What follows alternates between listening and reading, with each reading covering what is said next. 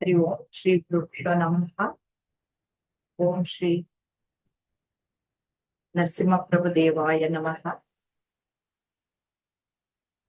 ಎಲ್ಲ ಆತ್ಮಜ್ಯೋತಿಗಳಿಗೆ ಸಾಷ್ಟಾಂಗ ನಮಸ್ಕಾರಗಳು ಮತ್ತು SVSC ಗೀತಾ ಸಂಘಕ್ಕೆ ತಮ್ಮೆಲ್ಲರಿಗೂ ಆಧಾರದ ಸ್ವಾಗತ. ನಾವು ಇಂದು ಭಗವದ್ಗೀತೆಯ ವಿಶ್ವರೂಪ ದರ್ಶನ ಯೋಗದ 54 ಮತ್ತು 55ನೇ ಶ್ಲೋಕವನ್ನ ಮನನ ಮಾಡೋಣ. ಭಗವಂತನ ವಿಶ್ವರೂಪ ದರ್ಶನವನ್ನ ಅರ್ಜುನನಿಗೆ ಮಾಡಿಸಲಾಗತ್ತೆ. ದಿವ್ಯ ಚಕ್ಷುಗಳನ್ನ ಕೊಟ್ಟು, ಜ್ಞಾನ ಚಕ್ಷುಗಳನ್ನ ಕೊಟ್ಟು ತನ್ನ ವಿಶ್ವರೂಪವನ್ನ ತೋರಿಸ್ತಾನೆ ಭಗವಂತ. ಅದನ್ನ ನೋಡಿ ನನಗೆ ಈ ಭಯಾನಕವಾದಂತಹ ಈ ದೃಶ್ಯವನ್ನು ನೋಡೋದಕ್ಕೆ ನನಗೆ ಸಾಧ್ಯವಿಲ್ಲ. ನೀನು ನಿನ್ನ ಮೊದಲಿನ ಸ್ವರೂಪವನ್ನೇ ನನಗೆ ತೋರಿಸು ಅಂತ ಕೇಳ್ಕೊಂಡ್ಮೇಲೆ ಭಗವಂತ ಶಂಕುಚಕ್ರ ಗದಾಧಾರಿಯಾಗಿ ತನ್ನ ಮೊದಲಿನ ರೂಪವನ್ನೇ ತೋರಿಸ್ತಾನೆ. ಆಮೇಲೆ ಹೇಗೆ ನಾನು ಯಾವಾಗ್ಲೂ ನಿನ್ನ ರೂಪವನ್ನ ತಿಳ್ಕೊಳ್ಳೋದಿಕ್ಕೆ ಸಾಧ್ಯ? ಈಗೇನೋ ನೀನು ದಿವ್ಯ ಚಕ್ಷುಗಳನ್ನ ಕೊಟ್ಟಿ, ಆದ್ರೆ ಇನ್ನು ಮುಂದೆ ಸದಾ ಕಾಲವು ನಾನು ಅದನ್ನ ತಿಳ್ಕೊಳ್ಬೇಕು ಅಂತ ನನಗೆ ಆಸಕ್ತಿ ಇದೆ. ತಿಳ್ಕೊಳ್ಬೇಕು, ನಾನು ಆ ಒಂದು ನಿಟ್ಟಿನಲ್ಲೇ ನಾನು ಹೋಗ್ಬೇಕು ಅನ್ನೋದು ನನ್ನ ಆಕಾಂಕ್ಷೆ ಅನ್ನೋದನ್ನ ಕೇಳ್ಕೊಂಡಾಗ ಈ ಶ್ರೀಕೃಷ್ಣ ಈ ಒಂದು 2 ಶ್ಲೋಕಗಳ ಮೂಲಕ ಹೇಗೆ ನೀನು ಇದ್ರೆ, ಹೇಗೆ ನಡ್ಕೊಂಡ್ರೆ ನೀನು ನನ್ನಲ್ಲೇ ಸೇರ್ಕೊಳ್ತೀಯ ಅನ್ನೋದನ್ನ ತಿಳಿಸ್. 54ನೇ ಶ್ಲೋಕ. ಭಕ್ತ್ಯಾ ತ್ವನನ್ಯಯ ಶಕ್ಯ ಅಹಮೇವ ವಿಧೋರ್ಜುನ ಜ್ಞಾತುಂ ದ್ರಷ್ಟುಂಚ ತತ್ವೇನ ಪ್ರವೇಷ್ಟುಂಚ ಪರಂತಪ. ನನ್ನ ಪ್ರೀತಿಯ ಅರ್ಜುನ, ಅವಿಭಜಿತ ಭಕ್ತಿಯಿಂದ ಮಾತ್ರ ನನ್ನನ್ನು ಯಥಾರ್ಥವಾಗಿ ತಿಳಿದುಕೊಳ್ಳಲು ಮತ್ತು ಸಾಕ್ಷಾತ್ಕರಿಸಲು ಸಾಧ್ಯವು. ಈ ರೀತಿಯಲ್ಲಿ ಮಾತ್ರ ನೀನು ನನ್ನ ಬಗ್ಗೆಯ ರಹಸ್ಯಗಳನ್ನು ತಿಳಿಯಬಹುದು ಅಂತ ಹೇಳ್ತಾರೆ.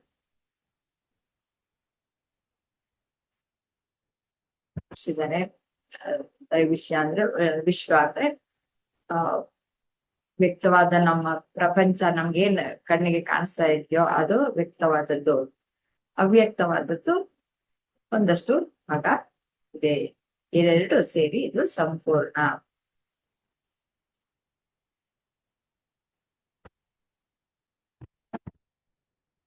ಪ್ರಶ್ನೆ ಏನಾದರೂ ಯಾವ ರೀತಿಯಲ್ಲಿ ಭಗವಂತನ ರಹಸ್ಯವನ್ನ ತಿಳಿಯಬಹುದು ಅಂತ ಇಲ್ಲಿ ಪ್ರಶ್ನೆ. ರತ್ನಾಜಿ ಹೇಳ್ತೀರಾ? ಹಾ ಮ್ಯಾಮ್.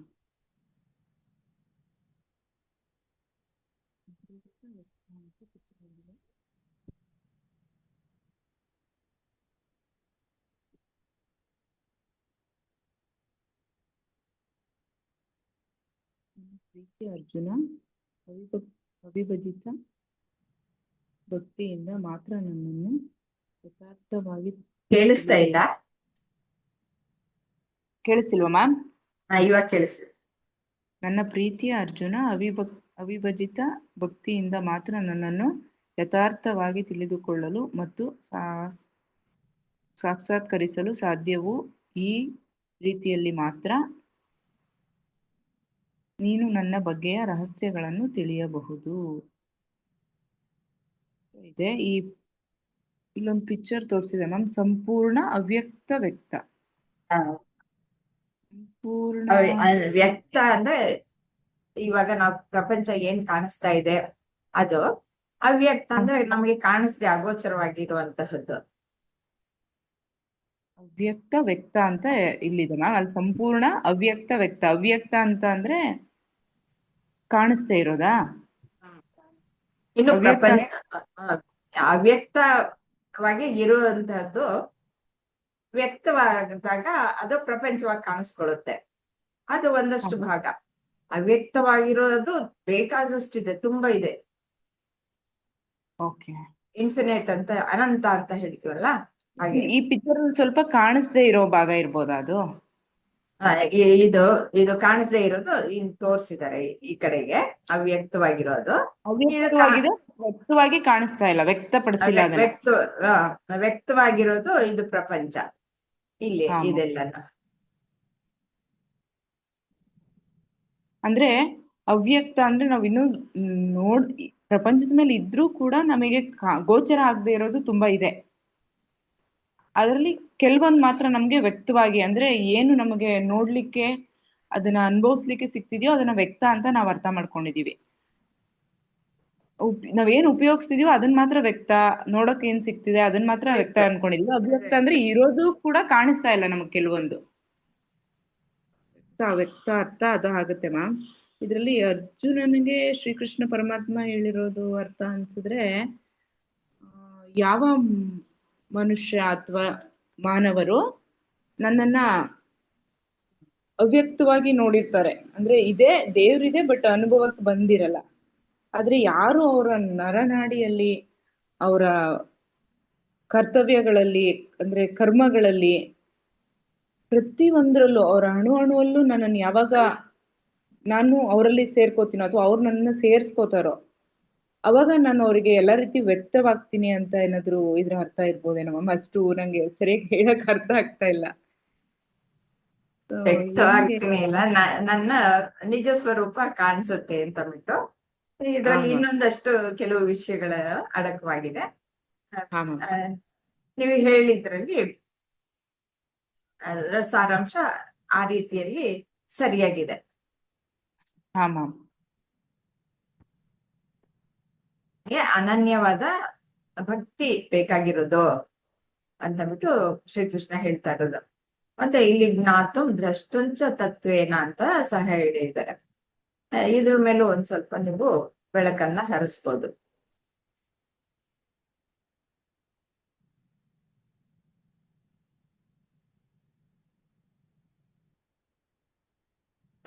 ಅಂದ್ರೆ ಈಗ ಒಬ್ರು ಬಗ್ಗೆ ನಾವು ತಿಳ್ಕೊಬೇಕು ಅಂದ್ರೆ ಮ್ಯಾಮ್ ಅದ್ರ ಬಗ್ಗೆ ತಿಳಿದಿರೋರು ಹೇಳ್ಬೇಕಾಗತ್ತೆ. ಅವಾಗ ನಮಗ್ ಸ್ವಲ್ಪ ಗೊತ್ತಾದ್ರೆ ಇನ್ನೊಂದಷ್ಟು ಅದನ್ನ ಅರಿವಿಗೆ ನಾವು ತಗೊಂಡಾಗ, ಅಂದ್ರೆ ಇವ್ರು ಹೇಳಿದ್ರಲ್ವಾ ಅದು ನಿಜನಾ ಹೌದಾ ಅಲ್ವಾ ಅಂತ ಅದನ್ನ ಅನುಭವಿಸಿದಾಗ ಇನ್ನೊಂದಷ್ಟು ಗೊತ್ತಾಗುತ್ತೆ.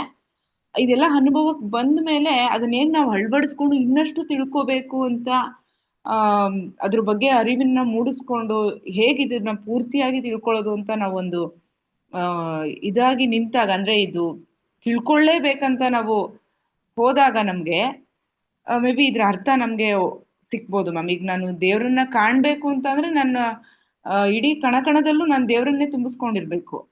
ನನ್ನ ಪ್ರತಿ ಒಂದು ಕಾರ್ಯದಲ್ಲೂ, ಕೆಲಸದಲ್ಲೂ, ನಡೆ ನುಡಿಯಲ್ಲೂ, ಪ್ರತಿಯೊಂದ್ರಲ್ಲೂ ನಾವು ಅವರನ್ನೇ ಕಾಣ್ತಾ ಹೋದಾಗ ನಮ್ಗೆ ಮೇ ಬಿ ಇದ್ರ ಅರಿವು ಆಗ್ಬೋದು ಮ್ಯಾಮ್. ಅಂದ್ರೆ ಅವ್ಯಕ್ತವಾಗಿರೋದು ವ್ಯಕ್ತವಾಗಿ ನಮ್ಗೆ ಪೂರ್ತಿಯಾಗಿ ಅದು ನೋಡ್ಲಿಕ್ಕೆ, ಅನುಭವಿಸ್ಲಿಕ್ಕೆ ಸಿಗ್ಬೋದು ಮ್ಯಾಮ್. ಅವಾಗ್ಲೇನೆ ನಾವು ದೇವ್ರ ಬಗ್ಗೆ ನಿನ್ನ ರೀತಿಯಲ್ಲಿ ಮಾತ್ರ ನಿನ್ನ ನನ್ನ ಬಗ್ಗೆಯ ರಹಸ್ಯಗಳನ್ನು ತಿಳಿಯಬಹುದು. ನಿನ್ನ ನನ್ನ ಬಗ್ಗೆಯ ರಹಸ್ಯಗಳು ಅಂತ ಅಂದ್ರೆ ನಮ್ ಬಗ್ಗೆ ದೇವ್ರಿಗೆ ಎಲ್ಲಾ ಗೊತ್ತಿರುತ್ತೆ, ಬಟ್ ದೇವ್ರ ಬಗ್ಗೆ ನಾವು ತಿಳ್ಕೊಬೇಕು ಅಂದಾಗ ಸಂಪೂರ್ಣವಾಗಿ ನಮ್ಮಲ್ಲಿ ನಾವು ದೇವ್ರನ್ನ ತೊಡಗಿಸ್ಕೊಂಡಾಗ ಅವಾಗ ದೇವ್ರ ಇದು ನಮ್ಗೆ ಸ್ವಲ್ಪ ಗೊತ್ತಾಗ್ಬೋದು ಮ್ಯಾಮ್. ಅಷ್ಟೇ ಅರ್ಥ ಆಗ್ತದೆ ಮ್ಯಾಮ್. ಆಯ್ತು, ಪರವಾಗಿಲ್ಲ.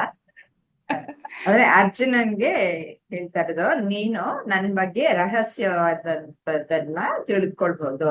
ಇವಾಗ ವಿಶ್ವರೂಪ ದರ್ಶನ ಏನೋ ದಿವ್ಯ ಚಕ್ಷುಗಳನ್ನು ಕೊಟ್ಟೆ, ಅದಕ್ಕೋಸ್ಕರ ನೋಡ್ಬಿಟ್ಟಿ.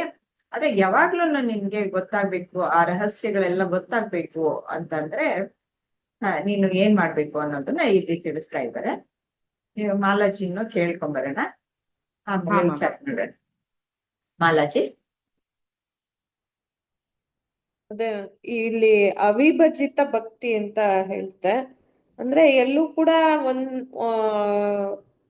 ಆ ದೇವರನ್ನ ಬಿಟ್ಟು ಬೇರೆದು ಯೋಚನೆ ಮಾಡ್ದೆ. ಅಂದ್ರೆ ಇವಾಗ ನಾವು ಮಾಡ್ತೀವಲ್ಲ, ಬೆಳಗ್ಗೆ ಟೈಮ್ ಆಯ್ತು ದೇವ್ರಿಗೆ ಪೂಜೆ ಮಾಡ್ತೀವಿ, ಟೈಮ್ ಆಗ್ಲಿಲ್ಲ ಹಂಗೆ ಹೋಗ್ತಾ ಇರ್ತೀವಿ ನಮ್ ಕೆಲ್ಸ ಮಾಡ್ಕೊಂಡು. ಆತರ ಇರದೆ, ಪೂಜೆ ಅಂತಲ್ದೇ ಇದ್ರು ಆ ಒಂದು ದೇವ್ರನ್ನ ಸದಾಕಾಲ ನಾವು ಆ ಒಂದು ಮನ್ಸಿನಲ್ಲಿ ಅದು ಯಾವಾಗ್ಲೂ ಇವಾಗ ನಾವು ಹೇಗೆ ನಮ್ ಬಗ್ಗೆ ಥಿಂಕ್ ಮಾಡ್ತೀವೋ ಹಾಗೆ ದೇವರ ಬಗ್ಗೆ ಯಾವಾಗ್ಲೂ ಯೋಚನೆ ಮಾಡ್ತಾ ಇರ್ಬೇಕು. ಮತ್ತೆ ನಾವು ಬರೀ ಇಹದ್ದು ಅಂದ್ರೆ ಇಲ್ಲಿ ವ್ಯಕ್ತ ಇದನ್ನ ನೋಡ್ತೀವಿ. ಈಗ ಮರನ ಮರದ ತರ ನೋಡ್ತೀವಿ ಅಷ್ಟೇ ನಾವು.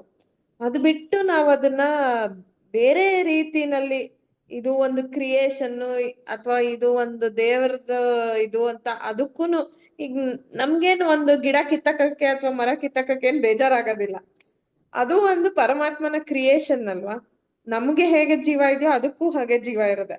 ಆ ಒಂದು ಇದ್ರಲ್ಲಿ ಯೋಚನೆ ಮಾಡಿ ಎಲ್ಲದಕ್ಕೂ ಆ ಒಂದು ಏನು ರೆಸ್ಪೆಕ್ಟ್ ಅಂತನೋ ಆ ತರ ಕೊಡ್ತಾ ಹೋದಾಗ ನಾವ್ ಎಲ್ಲದ್ರಲ್ಲೂ ಒಂಥರ ಸೆನ್ಸಿಟಿವ್ ಆಗ್ತಾ ಹೋಗ್ತೀವಿ. ಅವಾಗ ನಮ್ಗೆ ಒಂದು ಪರಮಾತ್ಮನ ಅರಿವು ಎಲ್ಲಾ ಕಡೆ ಕಾಣುತ್ತೆ. ಆ ದೃಷ್ಟಿಕೋನದಲ್ಲಿ ನೋಡಿದಾಗ ಪರಮಾತ್ಮನ ಅರಿವು ಎಲ್ಲಾ ಕಡೆ ಕಾಣಿಸ್ತಾ ಹೋಗುತ್ತೆ. ಇಲ್ಲಾಂದ್ರೆ ನಾವು ಒಂದ್ ಟೇಬಲ್ ಆ ತರ ನೋಡ್ತಾ ಹೋಗ್ತೀವಿ. ಒಂದು ವ್ಯಾಲ್ಯೂ ಅನ್ನೋದು ಕೊಡೋದಿಲ್ಲ. ಯಾವ್ದಕ್ಕೆ ಆಗ್ಲಿ ಒಂದು ವ್ಯಾಲ್ಯೂ ಅನ್ನೋದು ಅದು ಜೀವ ಇರೋದಿರ್ಬೋದು, ಜೀವ ಇಲ್ದೇ ಇರೋದಿರ್ಬೋದು, ಏನೇ ಇರ್ಬೋದು, ಎಲ್ಲ ಇಲ್ಲಿರೋ ಇದ್ರಲ್ಲೇನೆ ನಾವು ಮಾಡಿರೋದು. ಇವಾಗ ಮನುಷ್ಯ ಮಾಡಿರೋದಾದ್ರೂ ಕೂಡ ಈಗ ಒಂದ್ ಬಟ್ಟೆ ಅಂತ ತಗೊಂಡ್ರೆ ಅದು ಕೂಡ ನಮ್ಗೆ ಒಂದು ಮರದಿಂದನೋ ಅಥವಾ ಒಂದು ಪ್ರಾಣಿಯಿಂದನೋ ಬಂದಿರುತ್ತೆ ಅಲ್ವಾ. ಸೊ ಹಾಗಾಗಿ ಒಂದು ವ್ಯಾಲ್ಯೂ ಅನ್ನೋದು ಒಂದು ನಾವ್ ಆಡ್ ಮಾಡಿದಾಗ ಒಂಥರ ಸೆನ್ಸಿಟಿವ್ ಆಗ್ತಾ ಹೋಗ್ತೀವಲ್ವಾ ನಾವು. ಅವಾಗ ನಮ್ಗೆ ಪರಮಾತ್ಮನ ನೋಡಕ್ಕೆ ಸಾಧ್ಯ ಅಂತ ನಾನು ಅರ್ಥ ಮಾಡ್ಕೊಂಡೆ. ಇದ್ರಲ್ಲಿ ಗೊತ್ತಿಲ್ಲ. ಯಾವುದೇ ಒಂದು ನೋಡಿದ್ರು ಪ್ರಪಂಚದಲ್ಲಿ ಅದ್ರ ಹಿಂದೆ ಅವ್ಯಕ್ತವಾದಂತಹ ಪರಮಾತ್ಮನ ಚೈತನ್ಯ ಶಕ್ತಿ ಇದೆ ಅನ್ನೋದು ನಾವು ತಿಳ್ಕೊಂಡಿದೀವಿ ಅಲ್ವಾ ಈಗಾಗ್ಲೇನೆ. ಈಗ ಏನೋ ನಾಮರೂಪಗಳು ಏನಿದೆ ಅದು ಬದಲಾವಣೆ ಆಗ್ತಾ ಇದೆ. ಅದರಲ್ಲಿ ಬದಲಾವಣೆ ಆಗ್ತಾ ಇರೋದ್ರ ಹಿಂದೆ ಬದಲಾಗದೇ ಇರುವಂತಹ ತತ್ವ ಇದೆ, ಅದೇ ಪರಮಾತ್ಮ. ಹಾಗಾಗಿ ಇವಾಗ ನಾನು ದೇಹ ಮನಸ್ಸು ಬುದ್ಧಿ ಅಲ್ಲ, ಇದೆಲ್ಲ ಬದಲಾವಣೆ ಆಗ್ತಾ ಇದೆ. ಇದ್ರ ಹಿಂದೆ ಇರುವಂತಹ ಚೈತನ್ಯ ಶಕ್ತಿ ಯಾವ್ದಿದ್ಯೋ ಅದು ನಾನು ಅಂತಂದ್ಬಿಟ್ಟು ನಾವು ಅನೇಕ ಬಾರಿ ನಾವು ತಿಳ್ಕೊಂಡಿದ್ವಿ. ಅದೇ ಪರಮಾತ್ಮ ಅನ್ನೋದು. ಆ ಪರಮಾತ್ಮನ ಹೇಗೆ ನಾವು ದರ್ಶಿಸುವುದು, ಹೇಗೆ ತಿಳ್ಕೊಳ್ಳೋದು, ಸಾಕ್ಷಾತ್ಕರಿಸ್ಕೊಳ್ಳೋದು ಹೇಗೆ ಅಂತಂದ್ರೆ ಅನನ್ಯ ಭಕ್ತಿಯಿಂದ. ಅಂದ್ರೆ ಈ ಅಹಂ ಅನ್ನೋದು ಇದ್ದಾಗ ಆ ಒಂದು ಪರಮಾತ್ಮನನ್ನ ನಾವು ತಿಳಿದುಕೊಳ್ಳೋದಕ್ಕೆ ಸಾಧ್ಯ ಇಲ್ಲ. ಪರಮಾತ್ಮ ಅಂತಂದ್ರೆ ನೀವು ಒಂದು ರೂಪ ಅಂತ ಕಲ್ಪಿಸ್ಕೊಳ್ಬಾರ್ದು. ಪರಮಾತ್ಮನಿಗೆ ರೂಪ ಅನ್ನೋದು ಇಲ್ಲ, ಗುಣ ಅನ್ನೋದು ಇಲ್ಲ. ಅದು ಚೈತನ್ಯ ಶಕ್ತಿ, ಸಚ್ಚಿದಾನಂದ ಸ್ವರೂಪ. ಅದನ್ನ ತಿಳ್ಕೊಳ್ಬೇಕಾದ್ರೆ ಈ ಅಹಂ ಅನ್ನೋದು ಶುದ್ಧವಾಗ್ಬೇಕು, ಅದು ಲಯವಾಗ್ಬೇಕು. ಆಗ ಮಾತ್ರ ಆ ಪರಮಾತ್ಮನ ಕಡೆಗೆ ಅದು ಕೊಂಡೊಯ್ಯುತ್ತೆ. ಮನಸ್ಸೇ ಮಾಡ್ಬೇಕು ಪ್ರಯತ್ನವನ್ನ ಪರಮಾತ್ಮನನ್ನ ಕಾಣೋದಕ್ಕೆ. ಅವಿಭಜಿತ ಅಂತಂದ್ರೆ ನಾನು ದೇಹ ಮನಸ್ಸು ಬುದ್ಧಿ ಅಲ್ಲ, ಅಲ್ಲಿ ವಿಭಜಿತ ಆಗುತ್ತೆ. ದೇಹ ಮನಸ್ಸು ಬುದ್ಧಿ ಅಂತ ಅಂದಾಗ ಅಲ್ಲಿ ದ್ವಂದ್ವಗಳು ಹುಟ್ಟುಕೊಳ್ಳುತ್ತೆ. ಅವು ಅಲ್ಲ ಅಂತ ಅನ್ಕೊಂಡಾಗ ಆ ಪರಮಾತ್ಮನೇ ಎಲ್ಲು ಅನ್ನೋದು ತಿಳಿಯುತ್ತೆ. ಆ ರೀತಿಯ ಭಕ್ತಿಯಿಂದ ನಾನು ಎಲ್ಲ ಕೆಲಸಗಳನ್ನು ಮಾಡ್ತಾ ಹೋಗ್ಬೇಕು. ನೀವು ದೇವ್ರ ಪೂಜೆ ಇಲ್ಲಿ ಗಂಧದ ಕಡ್ಡಿ ಹಚ್ಲಿಲ್ಲ ಅಂತ ಅಂದ್ಬಿಟ್ಟು ಯೋಚನೆ ಮಾಡ್ತಾ ಇದ್ದೀರಾ. ಆದ್ರೆ ನಿಮ್ಮ ಕೆಲಸವೇನೆ, ನಿಮ್ಮ ಕಾಯಕವೇ ಕೈಲಾಸ, ಕೆಲಸವೇ ಪೂಜೆ ಅಂತ ಮಾಡಿದ್ರೆ ಅದೇ ಇನ್ನೂ ದೊಡ್ಡ ಪೂಜೆ. ಅದು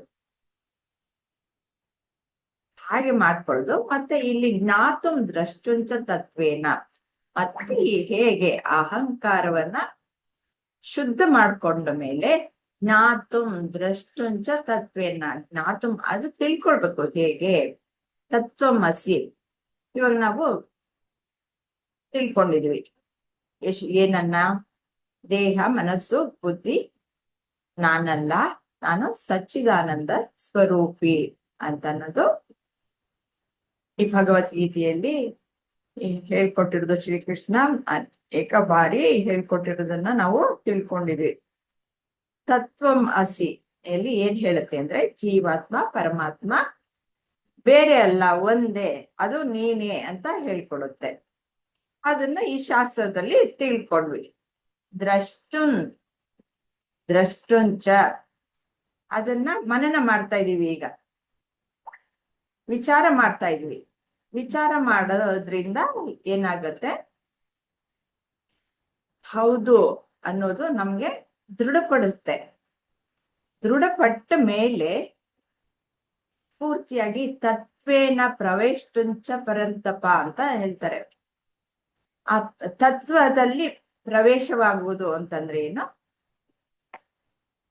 ಇವಾಗ ಪೂರ್ತಿಯಾಗಿ ವಿಚಾರಗಳೆಲ್ಲ ತಿಳಿಯಿತು. ಆದ್ರೆ ಸ್ವಯಂ ನೀವೇ ಹೌದು, ನಾನು ಪರಮಾತ್ಮ ಸ್ವರೂಪಿ ಅಂತ ತಿಳ್ಕೊಂಡು, ಮತ್ತೆ ಈ ಜಗತ್ತಿನಲ್ಲಿ ಇರುವುದೆಲ್ಲವೂ ಸಹ ಈ ಬರೀ ನಾಮ ರೂಪಗಳ ಹಿಂದೆ ಇರುವುದೆಲ್ಲನೂ ಪರಮಾತ್ಮನೇ.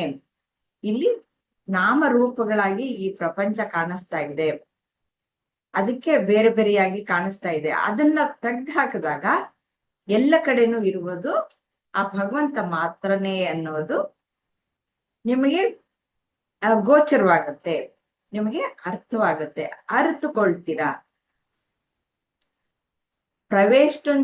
ಪ್ರವೇಶ ಅಂತಂದ್ರೆ ನಾವು ಫಿಸಿಕಲ್ ಆಗಿ ಪ್ರವೇಶ ಮಾಡೋದಕ್ಕೆ ಸಾಧ್ಯ ಇಲ್ಲ. ಯಾಕೆಂದ್ರೆ ಈಗಾಗ್ಲೇ ನಾವು ಪರಮಾತ್ಮ ಸ್ವರೂಪಿಗಳೇ, ಮತ್ತೆ ಪ್ರವೇಶ ಮಾಡುವಂತ ಅಗತ್ಯ ಏನಿಲ್ಲ. ಅದನ್ನ ಅರ್ಥಕೊಳ್ಳೋದಷ್ಟೇನೆ. ಆ ರಹಸ್ಯಗಳನ್ನ ಈ ರೀತಿಯಲ್ಲಿ ಶ್ರವಣ ಮನನ ನಿಧಿಧ್ಯಾಸದಿಂದ ತಿಳಿದುಕೊಳ್ಬೇಕು. ಶ್ರವಣ ಅಂತಂದ್ರೆ ಶಾಸ್ತ್ರ ವಿಚಾರಗಳನ್ನ ತಿಳ್ಕೊಳ್ಳೋದು. ಮನನ ಅಂತಂದ್ರೆ ಇವಾಗ ಏನು ಮನನ ಮಾಡ್ತಾ ಇದೀವೋ ವಿಚಾರಗಳನ್ನ ಹೀಗಲ್ಲ ಹೀಗೆ, ಅಥವಾ ಸಂಶಯಗಳಿದ್ರೆ ಅದನ್ನ ಪರಿಹರಿಸ್ಕೊಳ್ತಾ ಇದೀವಲ್ಲ, ಇದು ಮನನ. ಮನನ ಆದ್ಮೇಲೆ ನೀವು ನೀವಾಗಿ ನೀವೇ ವಿಚಾರ ಮಾಡಿ, ಹೌದು ನನ್ ಹೇಗೆ ಜೀವಾತ್ಮ ಪರಮಾತ್ಮ ಒಂದೇ, ಮತ್ತೆ ಅವಾಗ ಜೀವಾತ್ಮ ಪರಮಾತ್ಮ ಒಂದೇ ಅಂದಾಗ ಅಹಂ ಬ್ರಹ್ಮಾಸ್ಮಿ ಅಂತ ಆಗುತ್ತೆ. ಹಾಗೆ ಹೊರಗಡೆ ಪ್ರಪಂಚವೆಲ್ಲವೂ ಸಹ ಅದು ಸಹ ಪರಮಾತ್ಮನೇ ಹೀಗೆ ಕಾಣಿಸ್ಕೊಳ್ತಾ ಇರೋದು ಅಂತಂದಾಗ ಸರ್ವಂ ಖಲ್ವಿದಂ ಬ್ರಹ್ಮ ಅನ್ನೋದು ಆಗುತ್ತೆ. ಎಲ್ಲವೂ ಪರಬ್ರಹ್ಮನೇ ಅಂತ ತಿಳ್ಕೊಂಡಾಗ ಆ ಪರಮಾತ್ಮನ ನಿಜ ಸ್ವರೂಪವನ್ನ ರಹಸ್ಯವನ್ನ ತಿಳ್ಕೊಂಡಾಗೆ ಸಾಧ್ಯ ಆಗತ್ತೆ, ತಿಳ್ಕೊಂಡಾಗ ಆಗತ್ತೆ ಅನ್ನೋದೇ ಈ ಶ್ಲೋಕದ ಅರ್ಥ. ಏನಾದ್ರೂ ಸಂಶಯ ಇದೆಯಾ?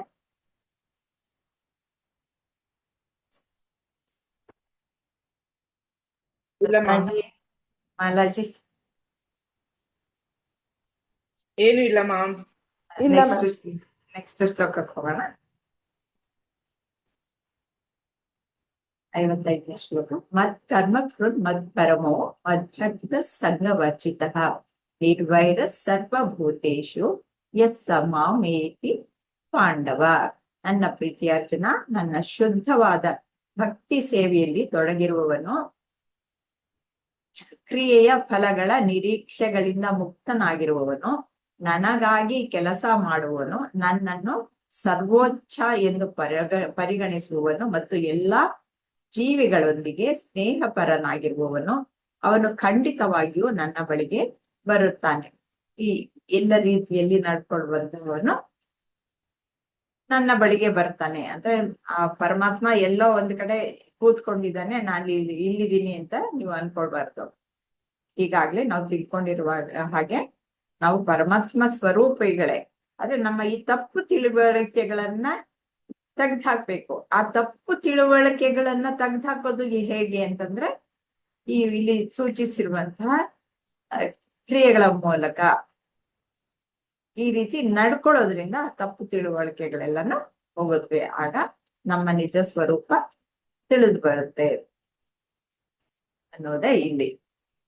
ಇದರ ಸ್ವಲ್ಪ ವಿಶ್ಲೇಷಣೆಯನ್ನ ಮಾಡ್ತೀರಾ ರತ್ನಾಜಿ?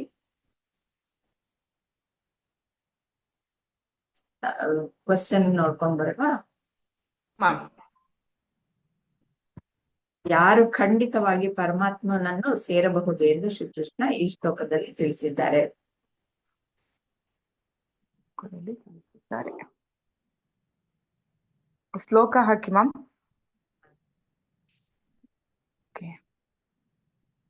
ನನ್ನ ಪ್ರೀತಿಯ ಅರ್ಜುನ, ನನ್ನ ಶುದ್ಧವಾದ ಭಕ್ತಿ ಸೇವೆಯಲ್ಲಿ ತೊಡಗಿರುವವನು, ಕ್ರಿಯೆಯ ಫಲಗಳ ನಿರೀಕ್ಷೆಗಳಿಂದ ಮುಕ್ತನಾಗಿರುವವನು, ನನಗಾಗಿ ಕೆಲಸ ಮಾಡುವವನು, ನನ್ನನ್ನು ಸರ್ವೋಚ್ಚ ಎಂದು ಪರಿಗಣಿಸುವವನು ಮತ್ತು ಎಲ್ಲಾ ಜೀವಿಗಳೊಂದಿಗೆ ಸ್ನೇಹಪರನಾಗಿರುವವನು, ಅವನು ಖಂಡಿತವಾಗಿಯೂ ನನ್ನ ಬಳಿಗೆ ಬರುತ್ತಾನೆ.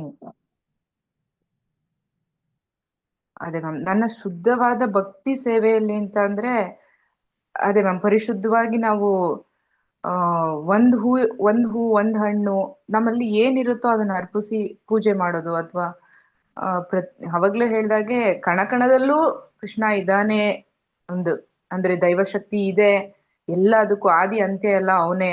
ಪ್ರತಿಯೊಂದು ಜೀವಿ ಸಂಕುಲದಲ್ಲೂ, ಪ್ರತಿಯೊಂದು ವಸ್ತುವಲ್ಲೂ, ಎಲ್ಲಾದ್ರಲ್ಲೂ ದೇವ್ರಿದ್ದಾನೆ ಅಂತ ಪರಿಶುದ್ಧವಾಗಿ ನಂಬೋದು. ಮತ್ತೆ ಪರಿಶುದ್ಧ ಭಕ್ತಿ ಸೇವೆಯಲ್ಲಿ ತೊಡಗಿರುವವನು ಅಂತ ಹೇಳಿದರೆ. ಕ್ರಿಯೆ ಫಲಗಳ ನಿರೀಕ್ಷೆಗಳಿಂದ ಮುಕ್ತನಾಗಿರುವವನು ಅಂದ್ರೆ ಈಗ ಕ್ರಿಯೆಯ ಫಲಗಳಂದ್ರೆ ನಾನ್ ಏನೋ ಒಂದು ಕೆಲಸ ಮಾಡ್ತೀನಿ, ಅದಕ್ಕೆ ನೀನ್ ಇದ್ ಫಲ ಕೊಡು ಅಂತ ಅಪೇಕ್ಷೆ ಪಡದೇ ಇರೋರು. ಅಂದ್ರೆ ಫಲ ಏನ್ ಸಿಗ್ಬೇಕೋ ಅದ್ ಸಿಗ್ತಿರತ್ತೆ. ನಾವು ಶುದ್ಧ ಭಕ್ತಿಯಿಂದ ನಾವು ಕೆಲಸ ಮಾಡ್ತಾ ಹೋದ್ರೆ, ಎಲ್ಲಾ ಕಾರ್ಯದಲ್ಲೂ ನಾವು ಶುದ್ಧ ಭಕ್ತಿಯಿಂದಾನೇ ಮಾಡ್ತಾ ಹೋದಾಗ ನಾವು ಫಲ ಅಪೇಕ್ಷೆ ಮಾಡದೇ ಇದ್ರೂ ಕೂಡ ನಮ್ಗೆ ಏನ್ ಸಿಗ್ಬೇಕೋ ಅದ್ ಸಿಗತ್ತೆ. ಅಥವಾ ನಾನು ಇದ್ ಮಾಡಿದ್ದಕ್ಕೆ ನೀನ್ ಇದನ್ನ ಕೊಡು ಅಂತ ಹೇಳೋದು, ಅವಾಗ ಅದು ಬೇರೆ ಇದಾಗತ್ತೆ, ಅಂದ್ರೆ ಸ್ವಾರ್ಥ ಆಗತ್ತೆ. ಅಲ್ಲಿ ನಂಗೆ ಶುದ್ಧ ಭಕ್ತಿ ಇರ್ಲಿಲ್ಲ, ನಾ ಇದ್ ಮಾಡ್ತೀನಿ ನೀ ಇದ್ ಕೊಡು ದೇವ್ರೆ ಅಂತ ಕೇಳ್ದಂಗ್ ಆಗತ್ತೆ ಮ್ಯಾಮ್. ಶುದ್ಧ ಭಕ್ತಿ ಅಂದ್ರೆ ಯಾವ ವಸ್ತುವಲ್ಲೂ ಯಾವಿದ್ರಲ್ಲೂ ನನಗೆ ಏನು ಅಂದ್ರೆ ತೃಪ್ತಿ ಇಲ್ಲ, ಅಥವಾ ಏನ್ ಹೇಳ್ಬೋದು ಆಸಕ್ತಿ ಇಲ್ಲ, ಅಥವಾ ಅದ್ ಬೇಕು ಅನ್ನೋ ಇದು ಇರಲ್ಲ, ಫಲಾಪೇಕ್ಷೆ ಇರಲ್ಲ. ಹಾ ಮ್ಯಾಮ್, ಈಗ ನಾನ್ ಕೆಲಸ ಮಾಡಿದೀನಿ, ದುಡ್ಡು ಸಿಕ್ಕಿದೆ ಅಂತಂದ್ರೆ ನನ್ನ ಆಸೆಗಳಿನ್ನೂ ಜಾಸ್ತಿ ಆಗ್ತಾ ಹೋಗ್ತಿರತ್ತೆ. ಬಟ್ ನಂಗೆ ಅದೆಲ್ಲ ಯಾವುದೂ ಬೇಡ, ನೀನೊಬ್ಬ ಇದ್ರೆ ಸಾಕು, ನೀನ್ ಸಿಕ್ಕಿದ್ರೆ ಸಾಕು, ಎಲ್ಲದನ್ನು ಮೀರ್ಸೋ ಅಂತ ಖುಷಿ ನಿನ್ನಲ್ಲೇ ಇದೆ ನನಗೆ ಅನ್ನೋದೇ ಶುದ್ಧ ಭಕ್ತಿ ಮ್ಯಾಮ್. ನನಗಾಗಿ ಕೆಲಸ ಮಾಡುವವನು ಅಂದ್ರೆ ಎಲ್ಲಾ ಕೆಲಸ ಕಾರ್ಯದಲ್ಲೂ ದೇವರನ್ನೇ ಕಾಣೋನು. ನಾನು ಏನೇ ಮಾಡ್ತಿದ್ರು ಅದ್ ನಿನ್ನಿಂದಾನೇ ನಡೀತಾ ಇದೆ ಅಂತ ಅನ್ಕೊಳ್ಳೋದು. ಈಗ ನೀವಾಗ್ಲೇ ಅವಾಗ ಯಾವಾಗೂ ಹೇಳೋ ತರ ಕಾಫಿ ನಾನ್ ಮಾಡ್ದೆ ಅಂದ್ರೆ ಎಲ್ಲ ಎಲ್ಲಿಂದ ಸಿಕ್ತು ಮಾಡ್ಲಿಕ್ಕೆ? ಸೊ ಕಾಫಿ ಮಾಡಕ್ಕೆ ಚೇತನ ಕೊಟ್ಟಿದ್ದು, ಮಾಡುವಂತ ಪ್ರತಿ ನಮ್ಮ ಬಾಡಿ ಪಾರ್ಟ್ಸ್ಗಳು ಹೇಳ್ತಾ ಇದೆ, ನಮ್ಮ ಮೈಂಡ್ ಹೇಳ್ತಿದೆ ಇದಿದು ಹಾಕು ಅಂತ ಹೇಳ್ತಿದೆ ಅಂತಂದ್ರೆ ಅದಕ್ಕೆಲ್ಲ ನೀನೇ ಕಾರಣ ಅಲ್ವಾ? ಸೊ ಇದ್ರಿಂದ ನೀನಿದೀಯ ಅಷ್ಟೇ. ನಾನ್ ಬರೀ ನೀನು ಸೂತ್ರಧಾರಿ, ನಾನ್ ಪಾತ್ರಧಾರಿ. ನೀ ಹೇಗ್ ಹಾಡಿಸ್ತಿದ್ಯೋ ನಾ ಹಾಡ್ತಿದ್ದೀನಿ ಅಷ್ಟೇ, ಆದ್ರೆ ಎಲ್ಲದಕ್ಕೂ ಕಾರಣ ನೀನೆ ಅನ್ನೋದು ಮನ್ಸಲ್ಲಿ ಬಂದಾಗ ನಾನು ಅನ್ನೋದು ಕೂಡ ಹೊರಟೋಗುತ್ತೆ ಮ್ಯಾಮ್. ಎಲ್ಲ ಕೆಲ್ಸನೂ ತನಗ್ ತಾನೇ ನಡೀತಾ ಹೋಗುತ್ತೆ. ಆಮೇಲೆ ಸರ್ವೋಚ್ಚ ಎಂದು ಪರಿಗಣಿಸುವವನು ಮತ್ತು ಎಲ್ಲಾ ಜೀವಿಗಳೊಂದಿಗೂ ಸ್ನೇಹಪರನಾಗಿರುವವನು ಅಂದ್ರೆ ಈಗ ನನಗ್ ಬುದ್ಧಿ, ನಾನು ಮಾನವ, ನನಗ್ ಮಾತ್ರ ಬುದ್ಧಿ ಇದೆ, ನಾನ್ ಮಾತ್ರ ವೆಹಿಕಲ್ಸ್ ಬಳಸಬಲ್ಲೆ, ನಂಗೆ ಬೇಕಾದ ಅಡಿಗೆ ಮಾಡ್ಕೊಂಡು ತಿನ್ಬಲ್ಲೆ, ಅದನ್ನೆಲ್ಲ ಇಟ್ಕೋಬಾರ್ದು. ಎಲ್ಲಾ ಜೀವಿಗೂ, ಅದಕ್ಕೂ ಜೀವ ಇದೆ, ಅದು ಉಸಿರಾಡ್ತಾ ಇದೆ, ಅದು ಭೂಮಿ ಮೇಲಿದೆ. ಆತರ ಎಲ್ಲಾದ್ರಲ್ಲೂ ಸ್ನೇಹ ಪರನಾಗಿರುವುದು. ಈಗ ಒಬ್ಬೊಬ್ರು, ನಾನಂತೂ ಹಳ್ಳಿಲೇ ಬೆಳೆದಿದ್ರಿಂದ ಚೆನ್ನಾಗ್ ಗೊತ್ತು ನಂಗೆ ಎಲ್ಲಾ ಪ್ರಾಣಿಗಳ ಜೊತೆ ಒಂಥರ ನಮ್ಮನೇಲೆ ಸಾಕಿದ್ರಂತೂ ಅದಕ್ಕೇನಾದ್ರೂ ಆದ್ರೆ ತುಂಬಾನೇ ನೋವಾಗುತ್ತೆ. ಸೊ ಅದೇ ತರ ಎಲ್ಲಾ ಜೀವ ಸಂಕುಲದಲ್ಲೂ ನೀನು ಸ್ನೇಹ ಪ್ರೀತಿಯಿಂದ ಇರು, ಬಿಕಾಸ್ ಅದು ಜೀವಿನೇ. ನಿಂತರ ಬುದ್ಧಿ ಕೊಟ್ಟಿಲ್ಲ ಅದಕ್ಕಷ್ಟೇ, ಬಟ್ ಅದಕ್ಕೂ ನಿಂತರ ಬದುಕೋ ಅರ್ಹತೆ ಇದೆ, ಅದು ಕೂಡ ಜೀವಿಸ್ತಾ ಇದೆ ಅಲ್ವಾ? ಅದ್ ಕೆಲ್ಸ ಮಾಡದೇ ಇದ್ರೂ ಕೂಡ ಅದಕ್ಕೆ ಏನ್ ಬೇಕೋ ಅದ್ ನಾನು ಕೊಡ್ತಾ ಇದ್ದೀನಲ್ವಾ, ಹಂಗಾದ್ರೆ ನಿನಗೂ ಕೊಡ್ತಿದ್ದೀನಲ್ವಾ? ಹಂಗಾಗಿ ಎಲ್ರಿಗೂ ನಾನೇ ಕಾರಣ. ಹಂಗಾಗಿ ನಿನ್ಗೇನ್ ಮಾತ್ರ ತಾರತಮ್ಯ, ಅದ್ ಬೇರೆ ನಾನ್ ಬೇರೆ ಅನ್ನೋದು, ಅದನ್ನ ಯಾವ್ದು ಇಟ್ಕೊಳ್ದೆ ಇರೋರು, ಭೇದ ಭಾವನೆ ಇಲ್ಲದೆ ಇರೋರು ನಂಗೆ ಇಷ್ಟ ಆಗ್ತಾರೆ ಅಂತ. ಅವನು ಖಂಡಿತವಾಗಿಯೂ ನನ್ನ ಬಳಿಗೆ ಬರುತ್ತಾನೆ. ಸೊ ಈ ಎಲ್ಲಾ ಗುಣಗಳು ಯಾರಲ್ಲಿ ಇರುತ್ತೋ ಅವ್ರನ್ನ ನನ್ನ ಹತ್ರ ನಾನು ಸೇರಿಸ್ಕೋತೀನಿ ಅಂತ ಇದ್ರ ಅರ್ಥ ಇರ್ಬೋದು ಅಂತ ಅನ್ಕೊಂಡಿದೀನಿ ಮ್ಯಾಮ್. Very nice. ಮಾಲಾಜಿ.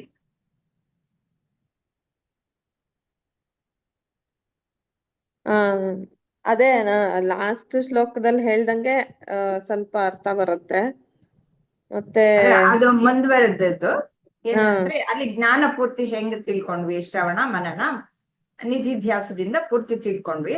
ಆದ್ರೆ ಇಲ್ಲಿ ಪರಿಶುದ್ಧವಾಗುವಂತಹದ್ದು ಕೆಲ್ಸಗಳು, ಅದು ತಿಳ್ಕೊಳ್ಳೋದಷ್ಟೇ ಅಲ್ಲ, ನಮ್ಮ ಮನಸ್ಸು ಪರಿಶುದ್ಧ ಆಗ್ಬೇಕಲ್ಲ, ಅದಕ್ಕೆ ಏನೇನ್ ಮಾಡ್ಬೇಕು ಅನ್ನೋದು ಇಲ್ಲಿ ಎಲ್ಲ ತಿಳಿಸ್ಕೊಟ್ಟಿದ್ದಾರೆ. ಎಲ್ಲ ರತ್ನ ಮ್ಯಾಮೇ ಹೇಳ್ಬಿಟ್ಟಿದ್ದಾರೆ, ಮತ್ತ ಅದೇ ರಿಪೀಟ್ ಮಾಡ್ಬೇಕು ಹೇಳಿದ್ದಾರೆ. ಆದ್ರೆ ನಿಮ್ಮ ಇದ್ರಲ್ಲಿ ಪರಿಭಾಷೆಯಲ್ಲಿ ಹೆಂಗೆ ಅನ್ನೋದನ್ನ ಹೇಳಿ, ನೀವ್ ಹೇಗೆ ಅರ್ಥ ಮಾಡ್ಕೊಂತೀರ?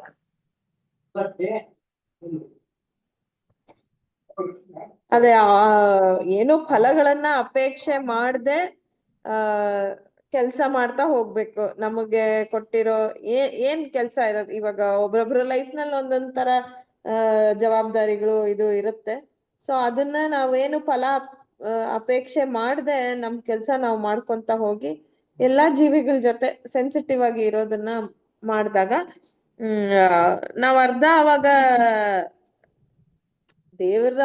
ದೇವ್ರದ್ ಇದೆ ನಾವು, ಸೊ ಅರ್ಧ ದೇವರ ಹತ್ರ ಹೋದಂಗೆ ಆಗತ್ತೆ.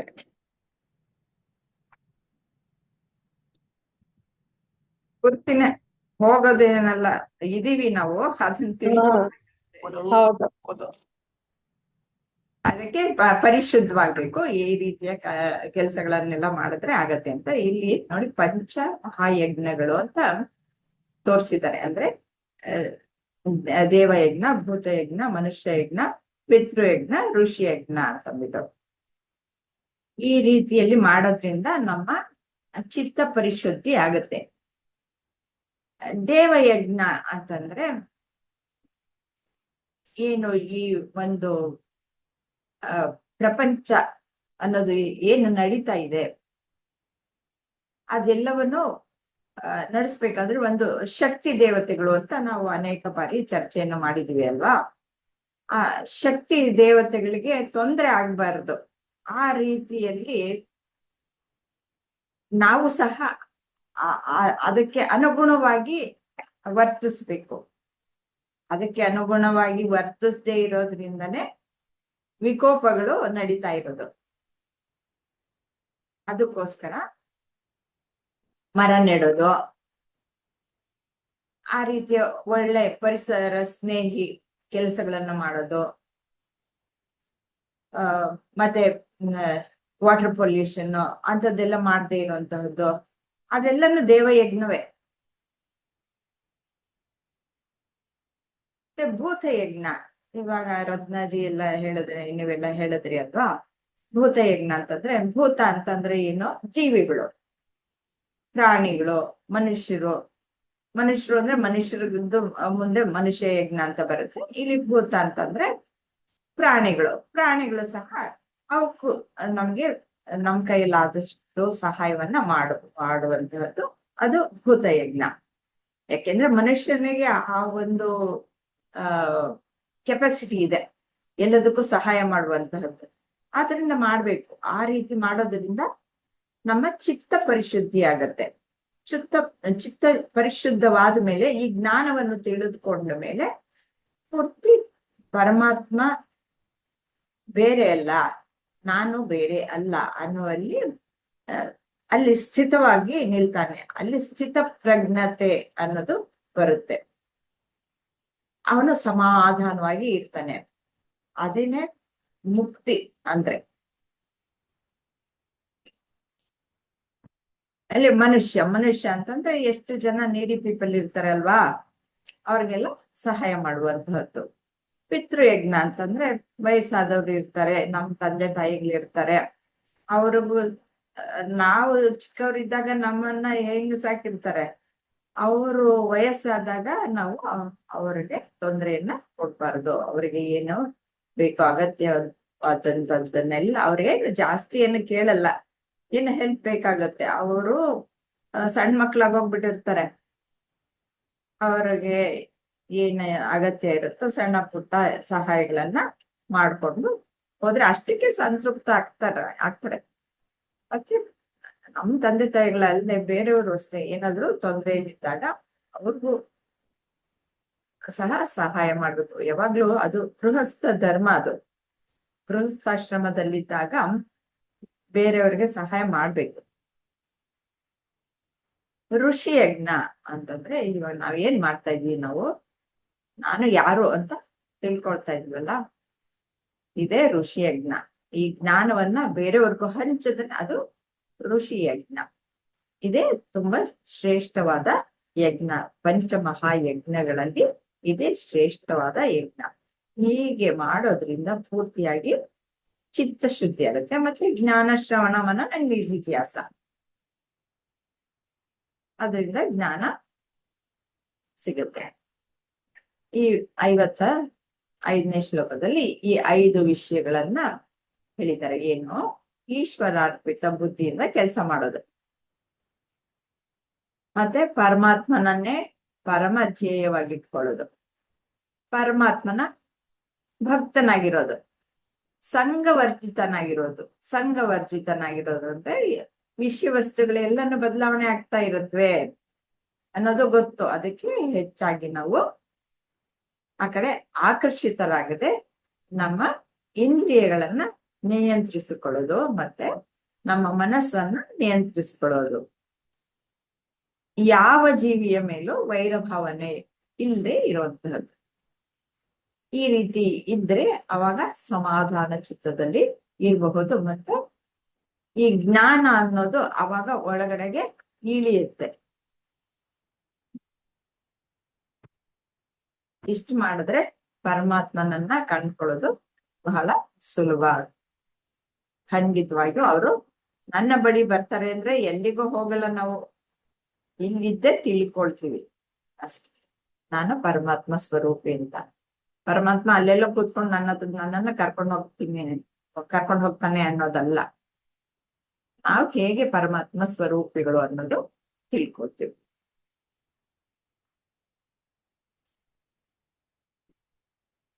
ಏನಾದ್ರು ಪ್ರಶ್ನೆ ಇದೆಯಾ?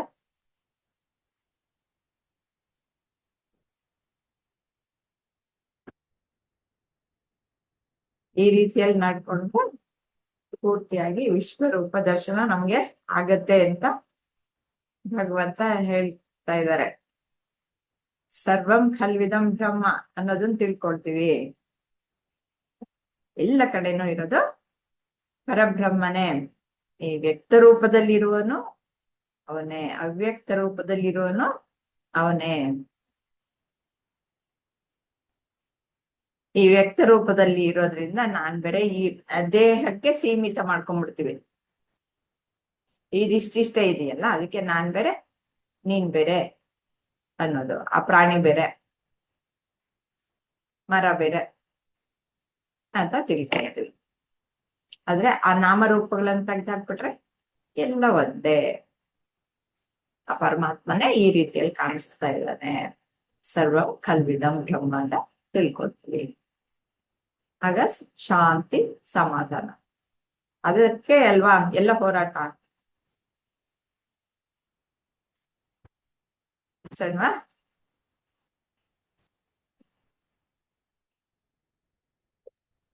ಹಾ ಮ್ಯಾಮ್. ಹರಿ ಓಂ ಶ್ರೀ ಗುರುಭ್ಯೋ ನಮಃ. ಓಂ ಶ್ರೀ ಕೃಷ್ಣ.